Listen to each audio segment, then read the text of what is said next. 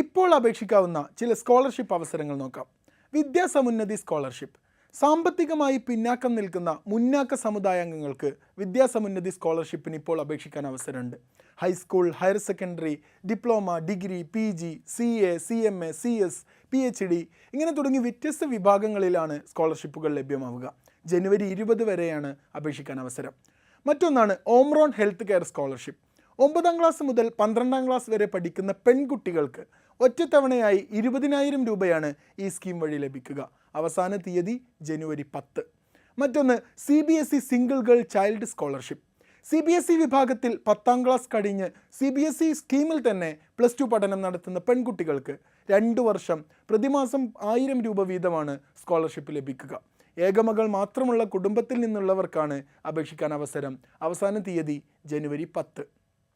മറ്റൊന്ന് ടാറ്റ ക്യാപിറ്റൽ സ്കോളർഷിപ്പുകൾ. +1, +2 വിദ്യാർത്ഥികൾക്കും ഡിഗ്രി, ഡിപ്ലോമ, പോളിടെക്നിക് വിദ്യാർത്ഥികൾക്കും ടാറ്റ ക്യാപിറ്റൽ നൽകുന്ന സ്കോളർഷിപ്പുകളിലേക്ക് ഇപ്പോൾ അപേക്ഷിക്കാൻ അവസരമുണ്ട്.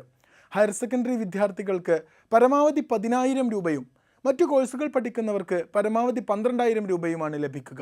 വാർഷിക വരുമാനം 2.5 ലക്ഷത്തിൽ കവിയാൻ പാടില്ല. അവസാന തീയതി ജനുവരി 15.